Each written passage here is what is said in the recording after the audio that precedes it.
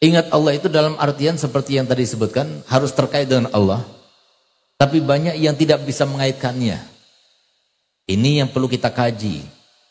Seperti misalnya kita sholat, ya cuma sekedar sholat, tapi nggak ngerti apa itu sholat. Kita sholat, kita tidak mengenai apa itu arti sholat. Kita sholat, tapi kita tidak paham bahwasanya yang paling besar, yang harusnya lebih kita takuti, lebih kita hormati, lebih kita muliakan, lebih kita agungkan, itu adalah Allah. Makanya sholat itu diawali dengan Allahu Akbar. Itu kita sama sekali nggak ada, dia merasa seperti itu. Nah, itu adalah sholat yang kosong, itu namanya. Sehingga Nabi SAW bersabda, "Laisa lil musalli min salatihi illa ma'akila minha." Seseorang itu tidak mendapatkan apapun juga daripada fungsi sholat kecuali yang dia itu khusyuk dalamnya. Artinya tahu dengan artinya, memaknainya, menjiwainya. Ah, itu sholat yang bermanfaat. Tapi kalau sholat yang tidak demikian, maka tidak bermanfaat. Nah, oleh karena itu maka sekarang banyak orang yang mohon maaf, kebingungan, selalu dalam keadaan galau, kepikiran, risau dan sebagainya, selalu datang kesedihan. Itu semuanya kenapa? Karena dia tidak mengenal dengan Allah. Oleh karena itu, maka di sini kita akan ajarkan. Rumah tangga merupakan separuh daripada ujian yang terkait dengan manusia. Paling beratnya ujian adalah ujian rumah tangga. Karena Nabi kita Muhammad SAW telah bersabda, "Man tazawwaja faqad akhraza nisfa dinih falyattaqillah fin nisfil bagi." Barang siapa yang sudah menikah, berarti dia itu telah menjalani separuh daripada ujian Allah. Tinggal bertakwalah kepada Allah dalam ujian, dalam separuh yang lainnya itu.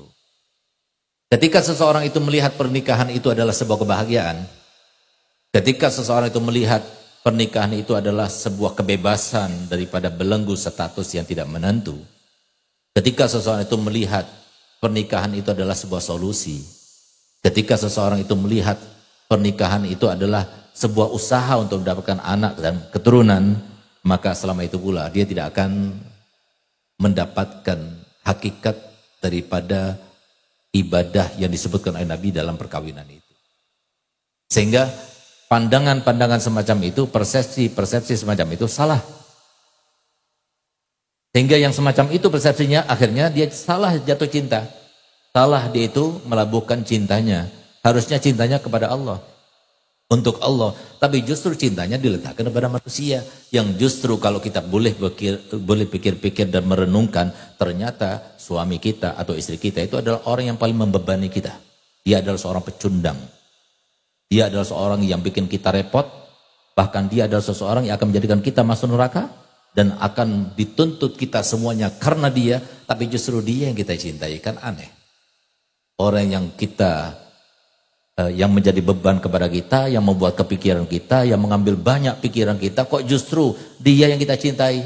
Sementara Allah yang memberikan kenikmatan kita, yang memberikan suami kita, yang memberikan segala-galanya, justru kita lupakan. Sampai akhirnya keluar bingung, risau sama siapa, dengan siapa, terlambat datangnya sama siapa, ngapain saja, dan sebagainya. Ngapain yang semacam itu. Ini semuanya berangkatnya karena apa? Karena dia itu melandasi pernikahan bukan dengan ibadah. Tahu kan ibadah? Ibadah itu apapun bentuknya. Nggak ada yang dilakukan dengan mudah dan ringan saja, itu nggak ada. Semua orang melaksanakan ibadah dengan susah payah. Karena apa? Karena ibadah itu adalah sasaran utamanya setan. Nggak bakal dibiarkan kita beribadah. Dengan ibadah kita dihapuskan dosanya. Dengan ibadah kita dinaikkan derajatnya. Dengan ibadah kita diberikan pahalanya. Tidak akan dibiarkan oleh setan. Sehingga kalau kita itu melaksanakan sholat subuh tadi, sulitnya bahkan kita ketika bangun tidur, ya Allah, andaikan sholat subuh itu tidak wajib, alangkah senangnya. Semuanya seperti itu. Kenapa demikian? Ibadah. Nah, kita ini melihat sholat itu ibadah, iya. Melihat puasa itu ibadah, iya. Melihat haji dan umrah itu ibadah. Tapi tidak pernah memandang yang namanya perkawinan itu ibadah. Padahal itu adalah ibadah yang paling besarnya seorang wanita itu adalah rumah tangga. Ini letak kesalahannya. Makanya pahami benar-benar bahwasanya kita hidup ini untuk mengetahui ada Allah. Itu yang pertama. Melalui banyak hal. Di antaranya pernikahan, kita punya anak, sesuatu yang kita inginkan tidak sesuai dengan harapan dan sebagainya. Supaya tahu ada Allah. Sampai kapan kita itu tidak akan kembali pada Allah? Terus akan dicoba dan dicoba, didera dengan cobaan dan sebagainya. Belum juga akan kembali pada Allah. Nggak bakal tuntas, terus akan seperti itu, bahkan sampai meninggal pun seperti itu, naudzubillah. Kenapa? Dia tidak mengerti bahwasanya tujuan itu semuanya supaya kita tahu ada Allah. Kalau kita tidak berusaha mengetahui di situ ada Allah, maka tidak akan selesai juga itu. Tapi ketika kita sudah tahu bahwasanya di sana ada Allah, tujuan kita hidup, dicoba, diuji, itu karena Allah, maka disitulah kita akan mendapatkan ujian pun, yang berat pun, masalah pun, tidak lagi kita anggap masalah, tapi itu adalah sebuah kenikmatan yang akan kita rasakan.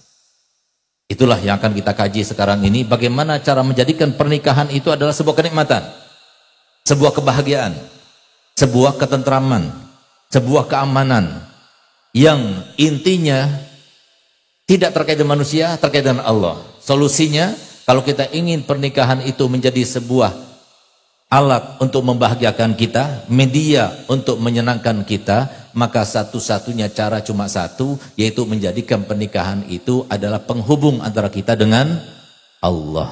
Itu saja.